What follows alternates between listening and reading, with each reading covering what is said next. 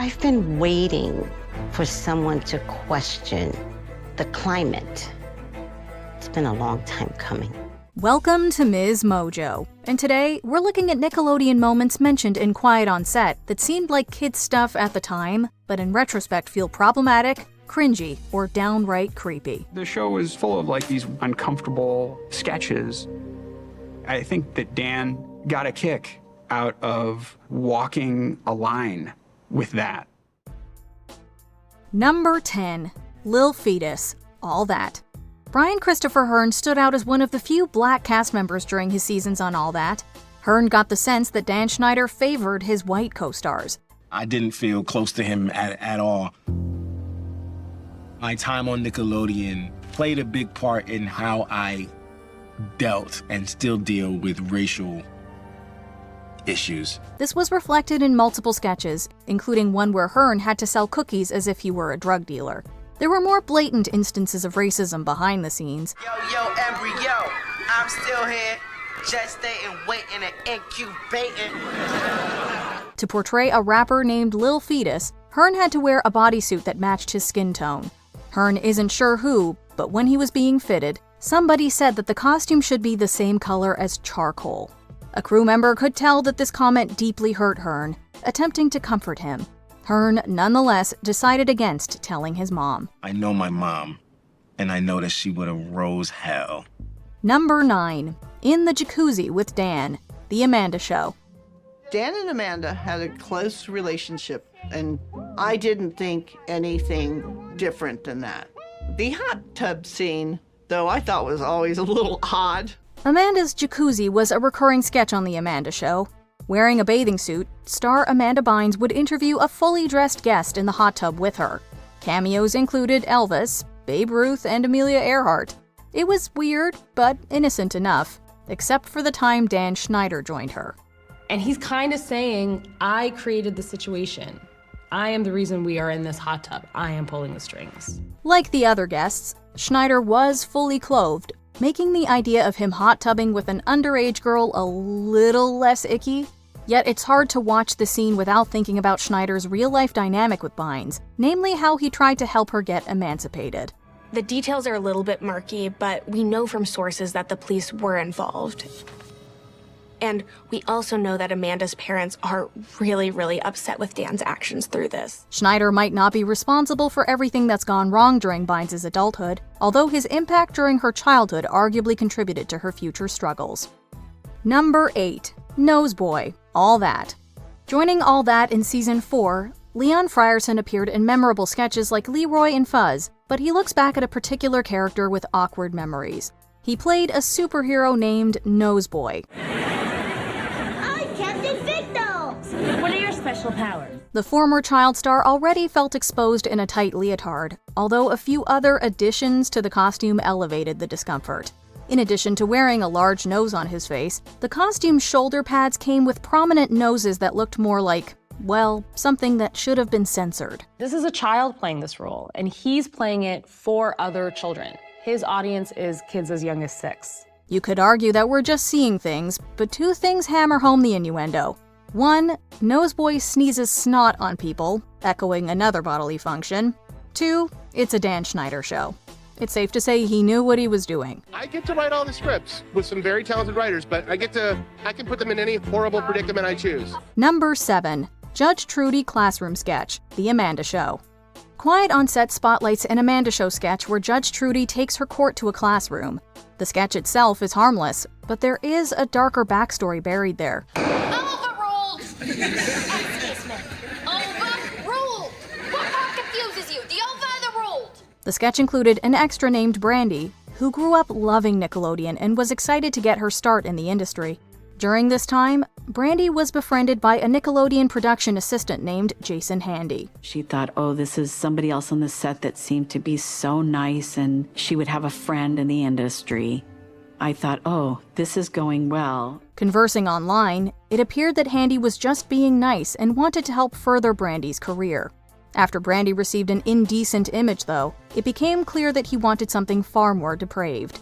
Her mother initially avoided contacting the police, but the authorities eventually found that Brandy was just one of the children Handy had been inappropriate with. There was never any apology to Brandy herself for what happened. Everything got swept under the rug. Number 6. On-Air Dares. Snick.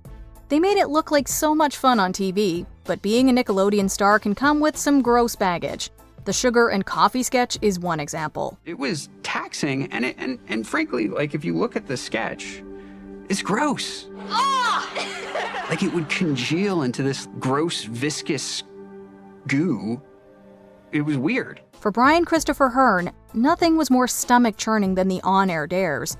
SNL for kids is one thing, although Fear Factor for kids may have been asking too much from the All That cast. In this recurring Snick bit, Hearn recalled being covered in peanut butter and having dogs lick him. That sounds like some kind of awkward fantasy from some freaky dude. It was really uncomfortable. I didn't like that. The visual discomfort Hearn expresses doesn't even begin to describe how he felt inside.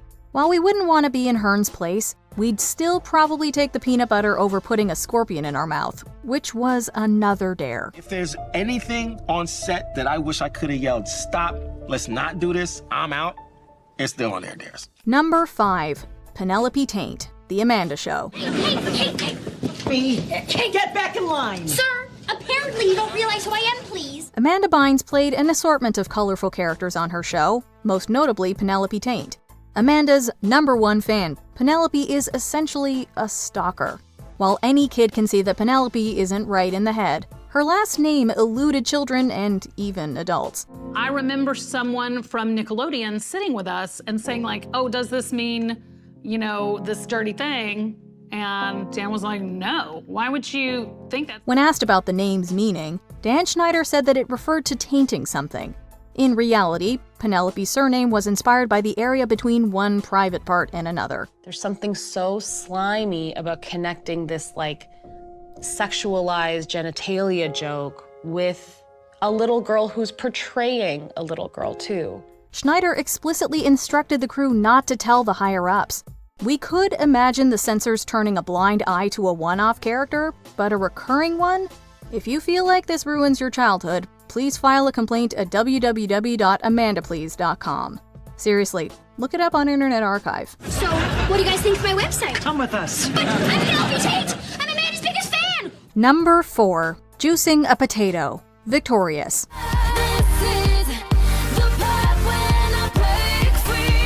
Ariana Grande is such an iconic pop star that it's easy to forget she got her start as Cat Valentine on Victorious. Watching Quiet on set, we're not sure how we forgot about some of the uncomfortably sexualized bits Grande had to partake in. With that show, there were online extras that the network did not fully know how to deal with. These ranged from putting tomatoes in a bra, to spilling water on her chest while on a bed, to putting her foot in her mouth. Dan Schneider shows had a lot of foot and mouth stuff. Yet, we're pretty sure that Grande was the only one asked to milk a potato. On the food chain of bad taste, potatoes might not be as suggestive as bananas or eggplant, but there's a reason why you can't do that on television. We're adults, so we know what's going on, but this is a show for kids, so who is sexual innuendo for on a kids show? Number 3. Something on Your Face. Zoe 101. I really feel bad. Here, then have another goop off. Thanks. Looking back at some moments from Zoe 101, we're inclined to ask, was that intentional? Alexa Nicholas, who played Nicole Bristow, will tell you yes. It's appalling behavior on all the adults' behalf that day. Nicholas recalled a particularly traumatic episode where her character accidentally squirts a tube-based snack called Goo Pop on Jamie Lynn Spears' face. One could argue that this is in the spirit of Nickelodeon's trademark slime, but the substance's shape and texture call something else to mind. We're not grasping at suggestive straws. According to Nicholas, somebody on set called out what the Goo Pop shot actually looked like. Not every young actor knew what this meant then, although they certainly do now. I was like, oh. Wasn't funny. It still isn't funny to me, to be honest. It's just like, that's a kid. The scene's sexualized nature is only made more uncomfortable knowing the pregnancy scandal Spears later faced. Number 2. Dan Schneider's Lifetime Achievement Award. 27th Kids' Choice Awards. In over 30 years, the Kids' Choice Awards have given out their Lifetime Achievement Prize to 2 individuals, Optimus Prime and Dan Schneider. One aged better than the other. In 2014, Nickelodeon stars from the past and present gathered to honor Schneider. He is surrounded by so many different people from all his shows. They're talking about how great he is. Thank you, Dan. You're an inspiration! Speaking about how key he was to their careers. Having created so many hit shows for the network, Schneider seemed worthy of such praise. In only a few years, though, the public started to see Schneider in a different light. For decades, Dan seemed like he was untouchable. But around 2017, the internet videos around Dan really started gaining momentum. For all the careers Schneider helped launch, many felt victimized by him. Few have a lower opinion of Schneider than Jeanette McCurdy, who didn't show up to present this award.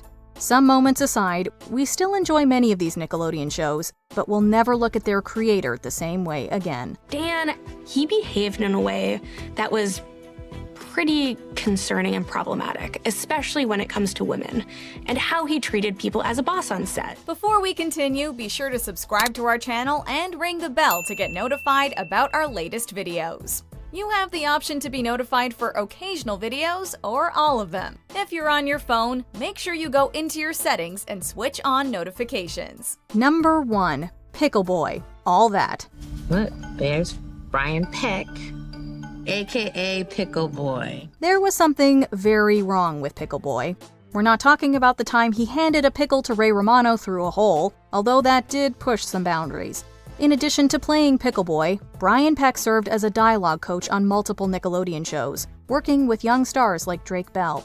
There were evident red flags that Peck shouldn't be anywhere near children, such as his friendship with John Wayne Gacy. Yet Bell was caught off guard as Peck allegedly groomed and assaulted him. I was just trapped, and I